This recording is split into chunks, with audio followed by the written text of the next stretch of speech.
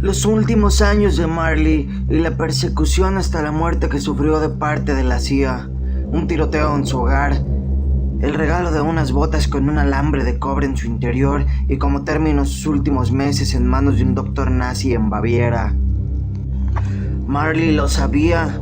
En Jamaica, en el apogeo de su éxito, cuando la música y la política eran todavía uno, antes de que la niebla de la censura tape la isla, las viejas heridas se abrieron por una ola de desestabilización política, historias en la prensa local, regional e internacional, reducción de los logros del gobierno de Jamaica, cuasi socialista del primer ministro Michael Manley. A finales de 1970, la isla fue inundada con armas baratas, la heroína, la cocaína, la propaganda derechista, escuadrones de la muerte y como el primer ministro de Granada, Maurice Bishop, describió 3 años más tarde, intentos perniciosos de la CIA para arruinar la economía. Desestabilización, dijo el obispo emergente. Es el nombre que recibe el método más recientemente desarrollado de control y la explotación de la vida y los recursos de un país y de su gente por un país más grande y más potente a través de la intimidación y la violencia. En respuesta a las maquinaciones fascistas de la CIA, Marley tejió sus letras en un crucifijo revolucionario para alejar a los de vampiros que descendían sobre la isla. En junio de 1976, el entonces gobernador general de Jamaica, Floricel Glasspool, coloca la isla bajo la ley marcial para contener la sangrienta violenta preelectoral. El Partido Nacional del Pueblo del primer ministro Manley pidió a los Wailers para tocar en el concierto Smile Jamaica en diciembre. A pesar del creciente caos político, Marley estuvo de acuerdo para llevarlo a cabo.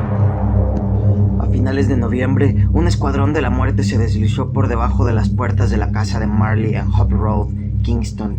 Como biógrafo, Timothy White dice que hacia las 9, el sopor de la tranquila noche tropical se vio interrumpida por un ruido extraño que no era del todo como un petardo.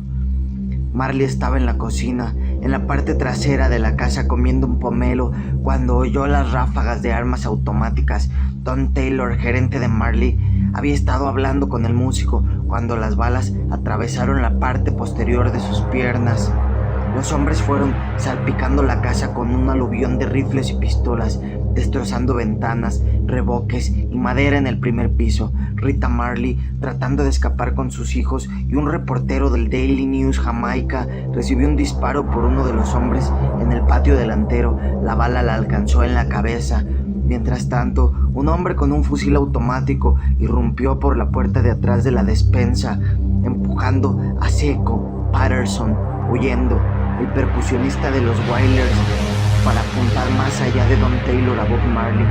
El pistolero disparó 8 tiros, de los cuales 5 dieron en Taylor. Este cayó, pero se mantuvo consciente. Con 4 balas en las piernas y uno enterrado en la base de su espina dorsal, el último disparo arrojó en el pecho de Marley, por debajo de su corazón, y perforó profundamente en el brazo. Desde entonces ha habido la creencia generalizada de que la CIA organizó el golpe en Hope Road. Neville Garrick, un íntimo de Marley y el exdirector de arte de la Jamaica Daily News, filmó personajes sospechosos que estaban al acecho cerca de la casa antes de que el intento de asesinato se diera. El día del tiroteo, él había tomado algunas fotos de Marley de pie al lado de un Volkswagen bajo un árbol de mango. Los extranjeros en el lugar pusieron a Marley nervioso. Dijo Garrick que parecían estar vigilando la propiedad. En los revelados de las fotos, sin embargo, sus rasgos estaban demasiado borrosos por la sombra para distinguirlos.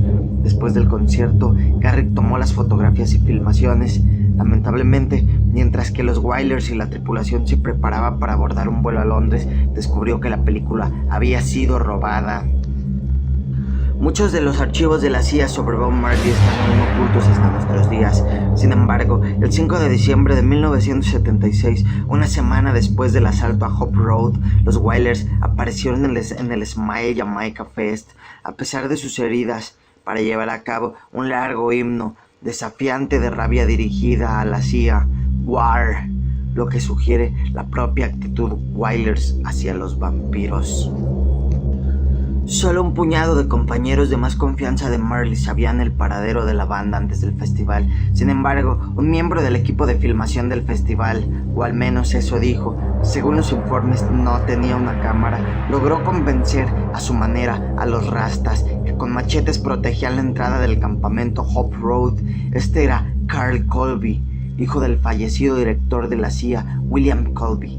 Mientras que la banda preparaba para el concierto, un regalo fue entregado. De acuerdo a un testigo, un par de botas para Bob Marley. El exdirector de fotografía de Los Ángeles, Lee Liu, era muy amigo de los miembros de los Wailers y cree que el cáncer de Marley se puede remontar a las botas. Marley puso su pie y dijo ¡ay!, y sacó un trozo de alambre de cobre que estaba incrustado dentro de la bota. El alambre había sido tratado químicamente con una toxina cancerígena. La aparición de Colby en el complejo de Marley fue ciertamente provocativa. Colby fue parte posterior de la caída de otro ícono de la guitarra negro, O.J. Simpson, casi 20 años después, en la audiencia preliminar de Simpson. En 1995, Colby, que residía al lado de Nicole Simpson en Gretna Greenway en Brentwood, a una milla de su residencia, y su esposa subieron al estrado a declarar por la acusación de que el exmarido de Nicole la había acosado y la amenazó. El testimonio de Colby fue instrumental en la acusación formal del asesinato presentada contra Simpson y el fiasco televisado a nivel nacional conocido como el juicio del siglo. 17 años después del asalto a Hope Road, Don Taylor publicó un libro de memorias, Marley and Me, en la que se alega que un agente de la CIA Senior había sido plantado entre la tripulación como parte del plan para asesinar a Marley. Está claro que la CIA quería a Marley fuera del mapa.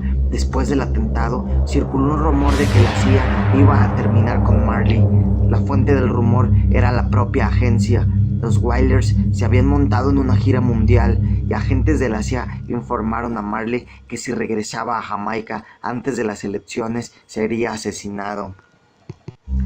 El investigador británico Michael Connolly observa: desde luego la CIA tenía razones para querer matarlo. Por un lado, la música con mensajes altamente cargados de Marley y le dio una figura importante que el resto del mundo estaba empezando a notar. Fue una influencia que era difícil de ignorar, y menos aún porque por todas partes la gente blanca de clase media comenzó a dejarse los dreadlocks, fumar porros y adoptar el estilo de vida del Rastafari. Este tipo de cosas no le cayó bien a los tradicionalistas y los tipos autoritarios. Marley fue sobrevivido por su antiguo compañero Peter Tosh, quien fue asesinado a balazos en 1987. Marley y Tosh no fueron los únicos músicos asesinados por razones políticas en Jamaica.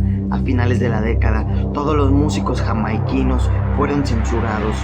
El diario Daily Gleaner de la isla informó en 1987 que Winston Yellowman Foster fue detenido por la policía y cacheado. Él se resistió a la detención y uno de los oficiales le dijo: ¿quieres terminar como Tosh? Cuando Tosh murió, no había nada al azar al respecto. Los testigos y amigos insisten en que fue un golpe político. Dos de los hombres armados huyeron a Nueva York para permanecer allí por muchísimo tiempo. El tercero era Dennis Lipo Loban, un ex convicto condenado por el asesinato en un juicio de 11 minutos. Al igual que Marley, Peter Tosh encontró insoportables el derramamiento de sangre y la hipocresía de la justicia del Escuadrón de la Muerte y de las operaciones encubiertas de la CIA en el Tercer Mundo.